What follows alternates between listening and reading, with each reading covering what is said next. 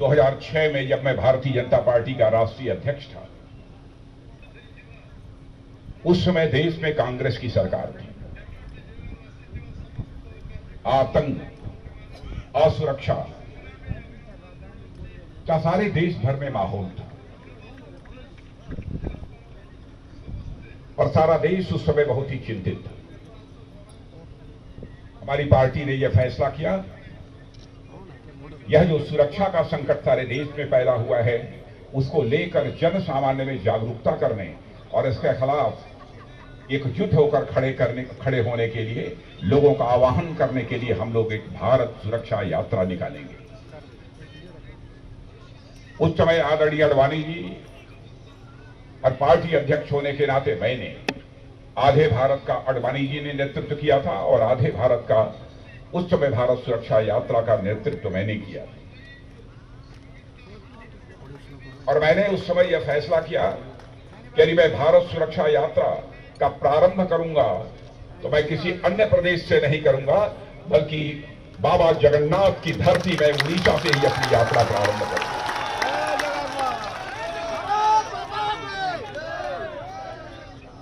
और जन सामान्य में जागरूकता पैदा करने के लिए एकजुट होकर उस समय की कांग्रेस की सरकार के खिलाफ खड़ा होने के लिए हमारी यात्रा यहीं से प्रारंभ हुई। उस समय असुरक्षा का कैसा माहौल था, मैं समझता हूं कि उस समय के लोग अच्छी तरह समझते होंगे। आए दिन आतंकवादी वारदातें होती थी, बड़ी संख्या में लोग मारे जाते थे, नक्सलवाद की घटनाएं होती थी, कानून और व्यवस्था के हालात बद से बदतर हो चुके थे। उस समय हम लोगों ने यह यात्रा प्रारंभ की थी और उसका परिणाम यह हुआ कि 2014 आते आते लोकसभा के चुनाव में आपने देखा होगा कि 25 वर्षों के बाद पहली बार भारतीय जनता पार्टी स्पष्ट बहुमत के साथ अपनी सरकार बनाने में कामयाब हुई। और आज आतंकवाद के हालात क्या हैं? आज किसी मां की लाल की हिम्मत नहीं है। अब पहले तो आए दिन होती थी, अब शायद एक आग कहीं पर लुके छुपे कोई आतंकी वारदात कर दे, न किसी की हिम्मत नहीं होती है। और आज तो हमारे सेना के जवानों का हौसला इतना बुलंद है कि आपने देखा होगा उरी और पुलवामा की घटना कि हमारे सेना के नौजवान अब आतंकवादियों को सीमा के इस पार भी मार सकते हैं और जरूरत पड़ी तो सीमा के उस पार भी जाकर मार सकते हैं। यह है भारत की ताकत। नक्सलवाद की घटनाएं जो पहले लगभग 16-18 जिलों में थी, अब सिमट कर बाप मुश्किल 2-3 जिलों में ही रह गई। एक ऐसा माहौल सारे देश भर में तैयार हुआ। सारा देश इस सच्चाई को स्वीकार करता है कि हिंदुस्तान में जितने भी राजनीतिक पार्टियां हैं, उनमें सबसे बेहतर हुकूमत यानी शासन कोई राजनीतिक पार्टी दे सकती है तो वह केवल भारतीय जनता पार्टी दे सकती है। यह सभी की सच्चाई को स्वीकार करता है और यही कारण है कि मोदी जी के भारत का प्रधानमंत्री बनने के बाद केंद्र में भी तो स्पष्ट बहुमत के साथ हम लोगों ने अपनी सरकार बनाई, वहीं पर हिंदुस्तान के अधिकांश राज्यों में भी हम अपनी सरकार बनाने में कामयाब हुए हैं। आज यदि मैं आप सभी कार्यकर्ताओं के बीच आया हूं, यह आपसे अपील करने आया हूं कि यहां भी डबल इंजन की सरकार काम करनी चाहिए। मेरे बहनों भाइयों, यह अपील करने के लिए आप सबके बीच आया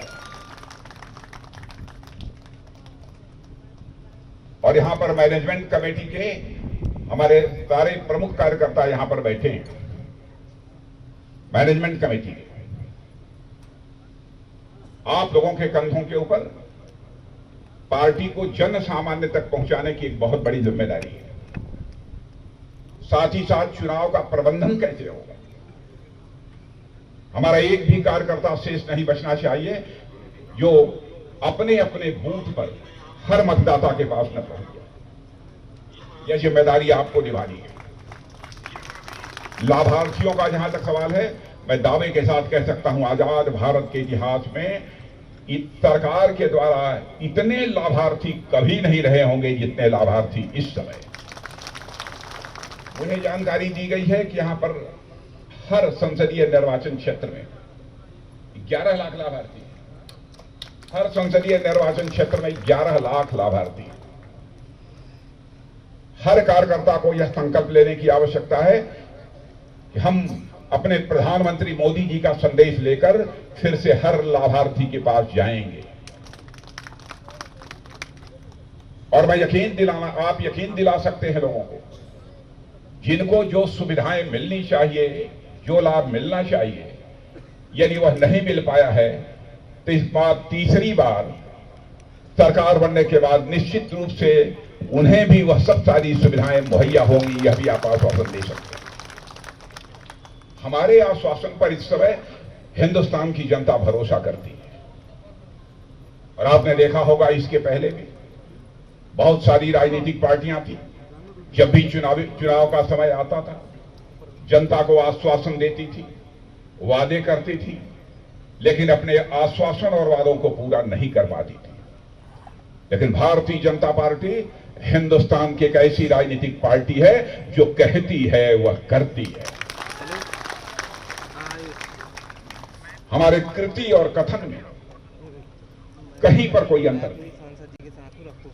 कांग्रेस ने तो ऐसे हालात पैदा कर दिए थे आश्वासनों के कारण कि लोग कहते थे इन नेताओं का तो काम ही है कि जनता के बीच जाते हैं, चुनाव आता है, तरह तरह के आश्वासन देते हैं, लेकिन चुनाव हो जाने के बाद और सरकार बन जाने के बाद अपने आश्वासनों को, अपने वादों को पूरा नहीं करते। एक विश्वास का संकट, क्राइसिस ऑफ क्रेडिबिलिटी, यह भारत की राजनीति में पैदा हुई थी। और भारत की राजनीति में पैदा हुए इस क्राइसिस ऑफ क्रेडिबिलिटी यानी विश्वसनीयता के संकट को पहली बार यदि किसी ने चैलेंज के रूप में स्वीकार किया है तो हमारी पार्टी ने किया है, हमारे प्रधानमंत्री ने किया है। मैं अपने विपक्षियों से कहना चाहता हूं, आप यदि हमारी विश्वसनीयता का टेस्ट लेना चाहते हैं, उठा लीजिए हमारे सारे चुनावी घोषणा पत्रों को। बहनों भाइयों, चुनावी घोषणा पत्र में जो भी वादे किए हैं, अक्षरशः हम लोगों ने हर वादे को पूरा किया है। एक भी ऐसा वादा नहीं है कि हमने पूरा नहीं किया। 2014 में मैं स्वयं पार्टी का राष्ट्रीय अध्यक्ष था। चुनावी घोषणा पत्र जब बन रहा था, मोदी जी बार बार कहते थे, राजनाथ जी देख लीजिएगा, कोई ऐसा वादा नहीं किया जाना चाहिए जिसे हम पूरा न कर सकें। माने हमारे प्रधानमंत्री को इस हद तक चिंता थी कि हमारी विश्वसनीयता पर प्रश्न चिन्ह किसी भी सूरत में न लगे। और 2019 में जब दोबारा चुनाव हुआ तो उन्होंने कहा कि इलेक्शन मैनिफेस्टो कमेटी का अध्यक्ष भी यदि किसी को बनाया जाना चाहिए तो राजनाथ सिंह जी को ही बनाया जाना चाहिए। हम लोगों ने कहा था धारा 370 जम्मू कश्मीर की समाप्त करेंगे। बहनों भाइयों, डंके की चोट पर जम्मू कश्मीर की धारा 370 को हमने समाप्त कर दिया और आज जम्मू कश्मीर का वही दर्जा है जो हिंदुस्तान के अन्य राज्यों का दर्जा। हम लोगों ने कहा था हम 3 तलाक की प्रथा को समाप्त करेंगे। तो लोग ये कहते थे कि हिंदू मुसलमान के आधार पर समाज को बांटकर यह भारतीय जनता पार्टी के लोग राजनीति कर रहे हैं। मैं दो शब्दों में कहना चाहता हूं बहनों भाइयों, हम जाति, पंथ और मजहब की राजनीति नहीं करते हैं। हम राजनीति करते हैं तो इंसाफ और इंसानियत की राजनीति करते हैं।